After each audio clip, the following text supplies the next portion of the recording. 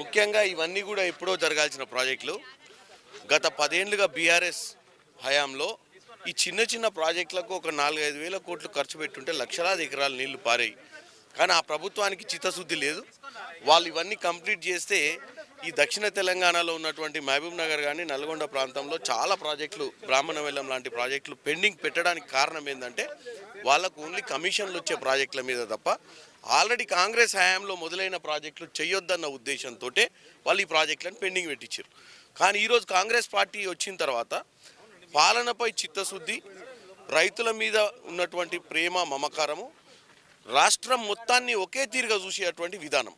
కాబట్టి pending ప్రాజెక్టులన్నింటినీ complete చేసే దిశగా రేవంత్ రెడ్డి గారు మొన్న అధికారంలోకి వచ్చిన తర్వాత యాదాద్రి లక్ష్మీనరసింహస్వామి దర్శనంకి వచ్చి ప్రచారంలో భాగంగా, పార్లమెంట్ ప్రచారంలో భాగంగా ఆ రోజే చెప్పడం జరిగింది. ఏంటంటే పెండింగ్ ప్రాజెక్టులు పిలాయపల్లి, ధర్మారెడ్డి, తర్వాత ఇక్కడ ఉన్నటువంటి బునియాది కానీ, తర్వాత ఇక్కడున్న బ్రాహ్మణ వెల్లమల ప్రాజెక్టునైనా కానీ కంప్లీట్ చేస్తామని చెప్పడం జరిగింది.